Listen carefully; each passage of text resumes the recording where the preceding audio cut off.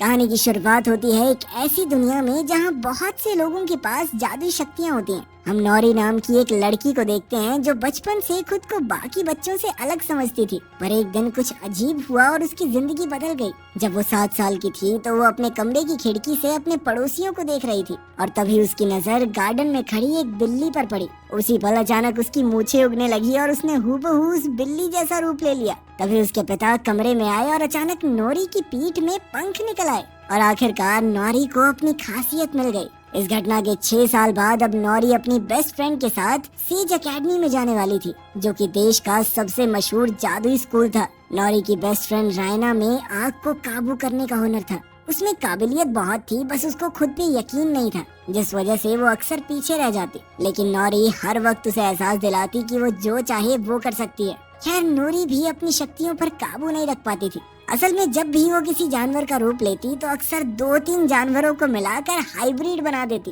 खैर, कुछ हफ्तों बाद नौरी और रायना बाकी बच्चों के साथ सेज एकेडमी तक जाने वाली बस लेने स्टॉप पर पहुंच गई। लेकिन तभी एक अजीब सा आदमी पेड़ के पीछे से बाहर आया और उसने कहा कि वो सभी बच्चों को उनके नए जादुई स्कूल में ले जाने आया है। फिर सभी बच्चों ने अपने माँ बाप को अलविदा कहा और उस आदमी के पीछे जंगल में घुस गए। कुछ देर चलने के बाद उन्हें एक पोर्टल मिला जो सीधा उन्हें सेज एकेडमी तक ले गया। सबसे पहले बड उस पोर्टल में गया और जल्द ही नौरी और रायना के साथ बाकी बच्चे भी पोर्टल में घुस गए।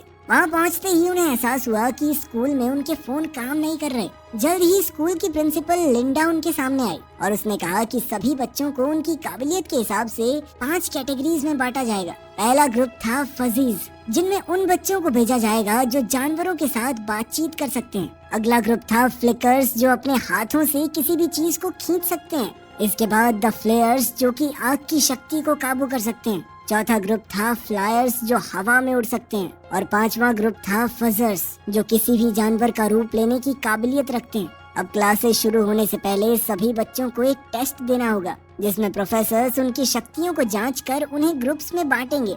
सबसे पहली बारी थी फ्लेयर्स की, जिन्हें 2 मीटर दूर रखी एक मोमबत्ती को जलाने का टास्क दिया गया था। सबसे पहले फिलिप नाम का एक लड़का अंदर गया और उसके टेस्ट के बाद प्रिंसिपल ने उसे एक कार्ड देकर बाहर इंतजार करने को कहा। बाद में जब एलियट की बारी आई तो वो मोमबत्ती नहीं जला सका, क्योंकि उसके हाथ से चिंगारी की जगह धुआं निकल रहा था। प्रोफेसर्स उससे काफी नाखुश थे। खैर, अंत में रायना की बारी थी, जो अपने साथियों में से सबसे बेहतरीन थी, क्योंकि उसने सिर्फ अपनी छोटी उंगली से ही मोमबत्ती जला दी। इसके बाद फजीज का टेस्ट हुआ, जिसमें उन्हें कुत्ते से बातचीत करके उससे कुछ सवालों के जवाब पूछने थे। अगर वो कुत्ते के सभी जवाब समझ पाए तो वो टेस्ट में पास हो जाएंगे। तीसरे टेस्ट में कुछ बच्चों को सामने रखे गमले को अपनी शक्ति से अपनी तरफ खींचना था, लेकिन जब पेपर नाम की एक लड़की की बारी आई तो उसने गमला अपनी तरफ खींचने की बजाय दूर धकेल दिया और वो सीधा दीवार से जा टकराया। इसी वजह से उस बेचारी को रिजेक्ट कर दिया गया। फिर उड़ने का टेस्ट हुआ, जिसमें बच्चों को 30 सेकंड के लिए जमीन से 1 मीटर ऊपर रहना होगा।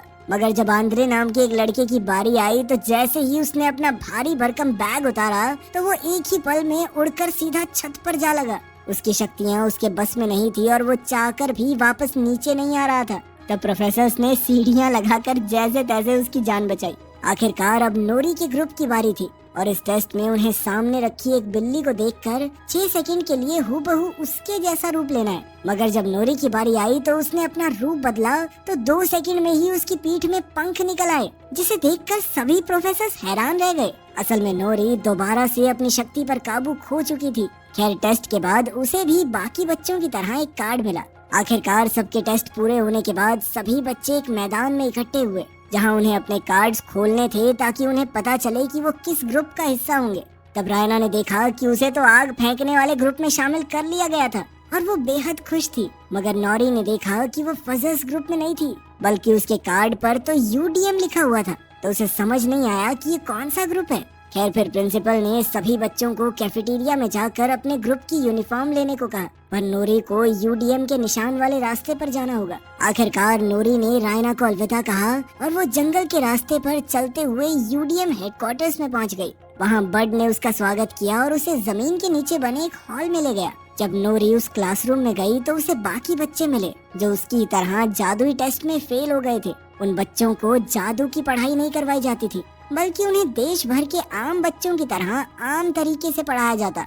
ये सुनते ही नोरी को बहुत गुस्सा आया और उसने पूछा कि वो एकेडमी के बाकी बच्चों की तरह जादू क्यों नहीं सीख सकते। तभी प्रिंसिपल लिंडा वहाँ आ गई और उसने बताया कि यूडीएम का मतलब है अपसाइड डाउन मैजिक, यानी वो बच्चे जिन्हें सही जादुई शक्तियाँ नहीं मिली और ना ही इन जादुई शक्तियों का कोई फायदा था। लिंडा ने कहा कि वैसे भी तुम सब कभी अपने जादू का ठीक से इस्तेमाल नहीं कर पाओगे, इसलिए सही यही होगा कि वो तब तक यहाँ आम बच्चों की तरह रहें जब तक वो अपना जादू भूल ही ना जाएं। इसके बाद वो वापस असली दुनिया में जाकर आम बच्चों के साथ पढ़ सकते हैं। फिर उसने बताया कि साल 1939 में रेजिनाल्ड रॉबर्ट्स नाम के एक बच्चे की वजह से स्कूल में ये रूल बनाया गया। वो लड़का शैडो मैजिक यानी काले जादू का शिकार हो गया था। शैडो मैजिक ऐसा जादू था जो सिर्फ दूसरों को नुकसान पहुंचाने के लिए किया जाता था। तब उस लड़के के जादू का मुकाबला करने के लिए प्रोफेसर्स और बच्चों ने मिलकर उसे एक खुफिया किताब में कैद कर दिया। ये शैडो मैजिक बिना किसी इंसान के शरीर में घुसे काम नहीं करता। तब लिंडा ने खुलासा किया कि शैडो मैजिक हमेशा यूडीएम के बच्चों को ही अपना शिकार बनाता है,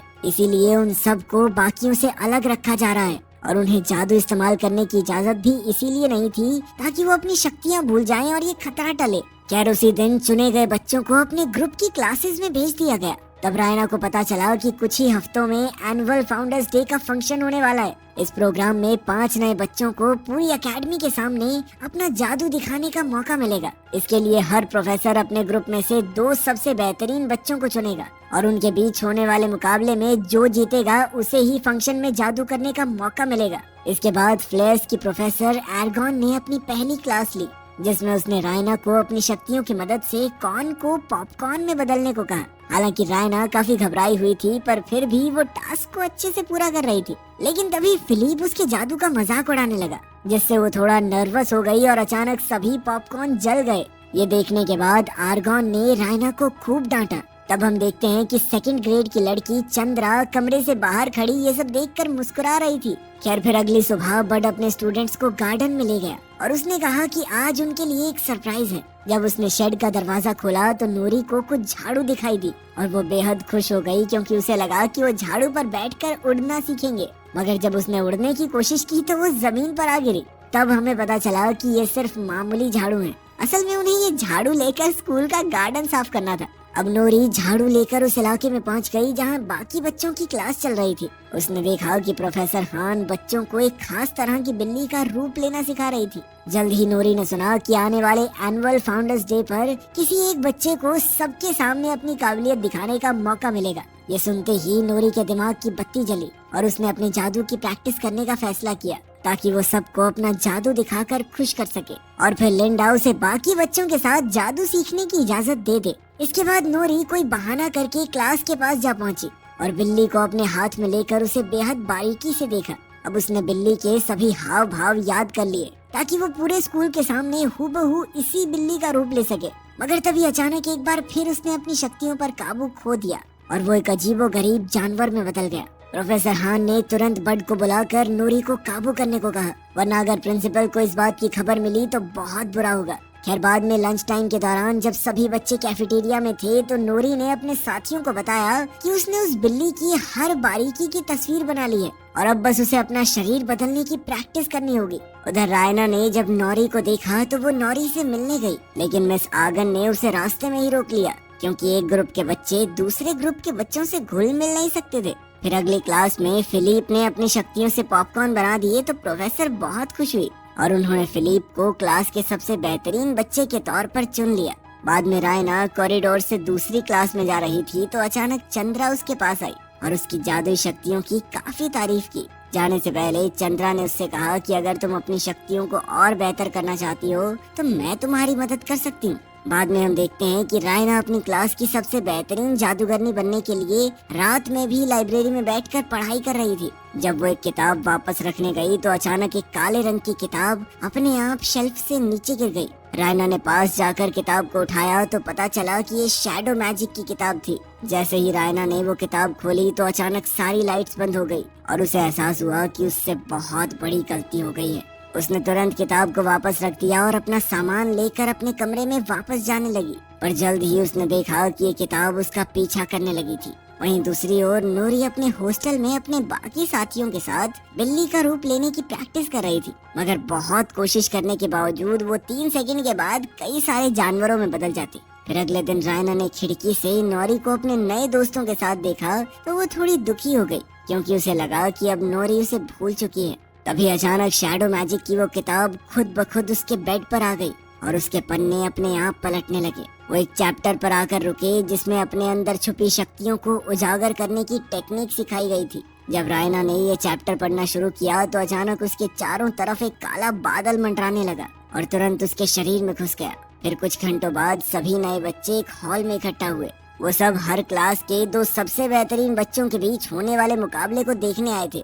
सबसे पहले फ्लेयर्स की बारी थी, जिसमें फिलिप और रायना आमने सामने थे। फिलिप को यकीन था कि वो बड़ी आसानी से मुकाबला जीत जाएगा, मगर रायना ने समय से पहले ही कौन से पॉपकॉर्न बना दिए। फिर प्रोफेसर आर्गन ने पॉपकॉर्न खाए तो वो बेहद खुश हुई, क्योंकि वो एकदम परफेक्ट थे।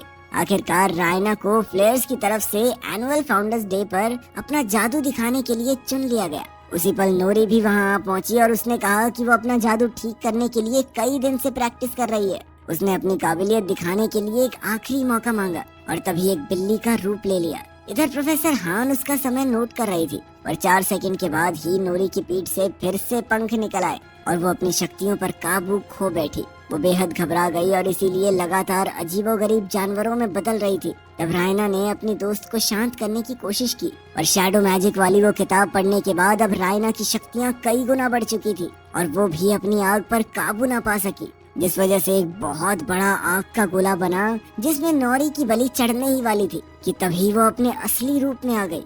रायना ने तुरंत उससे माफी मांगी और बड ने नोरी को सहारा दिया। ये सब देखकर प्रिंसिपल लिंडा ने बड को खूब डांटा और उसे अपने स्टूडेंट्स को काबू में रखने को कहा, वरना उसे अपनी नौकरी से हाथ धोना पड़ेगा। इसके बाद नोरी और उसके दोस्त यूडीएम हेडक्वार्टर्स में लौट आए और वो बेहद दुखी थे, क्योंकि अब वो जिंदगी में फिर से जादू इस्तेमाल करने की उम्मीद खो चुके थे। तब हमें पता चला कि कई साल पहले बड भी उन्हीं की जगह था, यानी वो भी यूडीएम का स्टूडेंट था।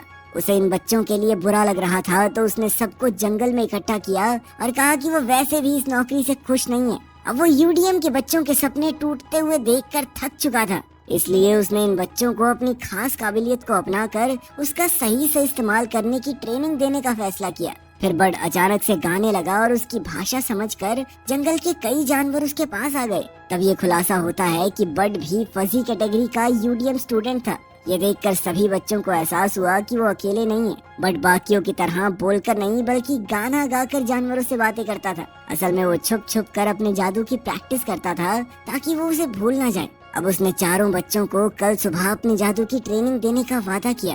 बाद में जब वो वापस लौट रहे थे तो नोरी आज की गड़बड़ के बारे में सोच रही थी, तो उसे एहसास हुआ कि रायना के जादू में कुछ तो गड़बड़ी जरूर है और इसकी असली वजह पता लगाने के लिए उसने रायना से मिलने का फैसला किया।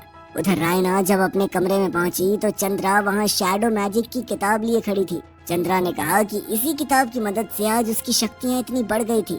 रायना को एहसास हुआ कि इस किताब की वजह से आज उसकी बेस्ट फ्रेंड नोरी की जान जाने ही वाली थी और उसने गुस्से में आकर चंद्रा को कमरे से बाहर निकलने को कहा। लेकिन चंद्रा के जाने के बाद वो किताब अपने आप जादू से उसके कमरे में आ गई। रायना ने गुस्से में दरवाजा खोला तो वहीं नोरी खड़ी थी और रायना ने उसी पल उसे गले लगा लिया। लेकिन अब शैडो मैनुअल का सच नोरी के सामने न आ जाए, इसलिए रायना को उसे कमरे से निकालना पड़ा। खैर अगली सुबह बड अपने वादे मुताबिक अपनी टीम को ट्रेनिंग देने लगा। सबसे पहले उसने आंद्रे की कमर पर पाइप बांधकर उसे कहा कि एक ही लेवल पर खुद को रोकने की कोशिश करे। फिर आंद्रे ने अपनी पीठ से बैग उतार दिया और ऊपर उड़ने लगा, लेकिन अब भी वो अपनी मर्जी से नीचे नहीं आ पा रहा था। लेकिन जैसे जैसे ट्रेनिंग आगे बढ़ी तो धीरे धीरे बच्चे अपनी अलग अलग खासियत को अपनाने लगे। अब वो बाकी बच्चों की तरह एक ही तरह के जादूगर नहीं बनना चाहते थे। इसी दौरान उन सब के बीच गहरी दोस्ती भी हो गई और धीरे धीरे वो अपने जादू पर थोड़ा काबू करना सीख गए थे। एलियट ने अपने हाथों से निकलने वाले धुएं को आकार देना शुरू किया और पेपर अपनी शक्ति से किसी भी चीज को दूर धकेलना सीख गई। इसके अलावा नोरी खुद को एक ही जानवर के रूप में बांधने की बजाय एक ही समय पर 3-4 जानवरों को मिलाकर नए रूप बनाने लगी। उधर रायना अपने साथियों को मजे करते देख रही थी तो एक बार फिर से चंद्रा उसके सामने आई। रायना ने चिल्लाकर उसे वहाँ से चले जाने को कहा और अब रायना ने वो किताब इस्तेमाल कर ली थी, यानी अब वो दोनों एक हो चुके थे। इधर बाकी सब ने रायना से पूछा कि वो किससे बातें कर रही है। तब ये खुलासा होता है कि सिर्फ रायना ही चंद्रा को देख सकती है। अब रायना तुरंत अपने कमरे की ओर भागी, पर चंद्रा फिर से उसे परेशान करने लगी। वो जानती थी कि रायना को अपने अंदर छुपी शक्तियों का कोई अंदाजा नहीं है। चंद्रा ने उससे कहा कि तुम्हारा जादू यहाँ मौजूद किसी भी बच्चे से बहुत ज्यादा ताकतवर है। आखिरकार रायना के मन में अपने अंदर बैठे डर को हटाकर अपनी असली शक्तियों को हासिल करने की इच्छा पैदा हुई और उसने चंद्रा की बातों में आकर खुद को शैडो मैजिक के हवाले कर दिया। कुछ ही पलों में नोरी वहां आई तो उसे पता चला कि रायना पर किसी बुरी शक्ति का साया है, यानी शैडो मैजिक की ताकत सिर्फ यूडीएम के बच्चों को निशाना नहीं बनाती। खैर, अब रायना ने काली शक्तियों की चपेट में आकर एक वहशी आवाज में कहा, जल्द ही पूरा स्कूल तबाह हो जाएगा। इसलिए अगर नोरी को अपनी जान प्यारी है तो उसे भाग जाना चाहिए। नोरी तुरंत भागकर प्रोफेसर बड के पास गई और उन्हें सब कुछ बता दिया। तब नोरी के साथियों ने ये सच प्रिंसिपल को बताने का फैसला किया, लेकिन बड ने कहा कि लिंडा इस बात पर कभी यकीन नहीं करेगी, इसलिए उसने बच्चों को अगले दिन तक इंतजार करने को कहा। उसे विश्वास था कि वो बुरी आत्मा कल यानी एनुअल फाउंडर्स डे के दिन हमला जरूर करेगी। फिर अगली सुबह सभी बच्चे और प्रोफेसर्स गार्डन में इकट्ठा हुए और लिंडा ने रायना को स्टेज पर बुलाया ताकि वो अपने जादू का नमूना दिखा सके। पहले तो रायना ने अपनी जगह पर बैठे हुए ही आग से हवा में अक्षर लिखकर सबका स्वागत किया। फिर उसने खड़े होकर कहा कि उसने आज के लिए कुछ खास तैयार किया है। तभी अचानक उसने अपने हाथ में बहुत ही बड़ा आग का गोला बनाया और रायना की परछाई बड़ी होते हुए पूरे गार्डन में फैल गई। फिर उसके अंदर से एक डरावनी आवाज आई जिसने कहा कि वो इतने सालों के इंतजार के बाद लौट आया है। ये सुनते ही प्रोफेसर समझ गए कि ये वही आत्मा है जिसने कई साल पहले रेजिनल को वश में किया था। तब सबको एहसास हुआ कि शैडो मैजिक सिर्फ यूडीएम के बच्चों को अपना शिकार नहीं बनाता। अब इस राक्षस को सब कुछ तबाह करने से रोकने के लिए प्रोफेसर आर्गन और उसके स्टूडेंट्स ने मिलकर एक विशाल आग के गोले से उस पर हमला किया, लेकिन उस राक्षस को कोई फर्क नहीं पड़ा। इसके बाद प्रिंसिपल के कहने पर फजीज ने जानवरों को बुलाया ताकि वो इस राक्षस का मुकाबला कर सकें, मगर वो भी उससे डरकर भाग गए। इसके बाद शेप शिफ्टर्स ने अपना रूप बदला ताकि वो राक्षस पर हमला कर सकें, लेकिन उन्होंने ऐसे जानवरों का रूप लिया था जो उसका कुछ भी नहीं बिगाड़ सकते थे। अब सभी बच्चों की उम्मीद बिल्कुल खत्म हो चुकी थी और अंत में यूडीएम के बच्चे सामने आए। पेपर ने अपने हाथों से जबरदस्त जोर लगाया जिससे राक्षस पीछे खिसकने लगा। फिर एलियट ने धुएं की एक दीवार बनाई ताकि राक्षस कुछ देख न सके। उधर आंद्रे हवा में उड़ गया ताकि वो राक्षस का ध्यान भटका सके और इसी दौरान नोरी ने एक भयंकर जानवर का रूप लिया जिससे वो राक्षस पर हमला करने वाली थी। आखिरकार लिंडा ने सभी बच्चों को अपनी शक्तियां मिलाकर एक साथ राक्षस पर धावा बोलने को कहा, लेकिन नोरी ने किसी को भी उसके करीब आने से मना कर दिया। वो जानती थी कि इस राक्षस के पीछे थी उसकी बेस्ट फ्रेंड रायना। अब उसने खुद अपनी जान खतरे में डाल दी ताकि रायना राक्षस पर काबू कर सके। राक्षस नोरी पर हमला करके उसका काम तमाम करने ही वाला था कि ऐन वक्त पर उसके अंदर से एक जबरदस्त आग के गोले का धमाका हुआ जिससे वो राक्षस वहीं भस्म हो गया। नोरी ने देखा कि आखिरकार रायना शैडो मैजिक से आजाद हो गई थी, जिसके बाद उसने चैन की सांस ली और रायना को गले लगा लिया। आखिरकार यूडीएम के बच्चों ने मिलकर सेज एकेडमी को तबाह होने से बचा लिया था और इसी दिन के बाद से यूडीएम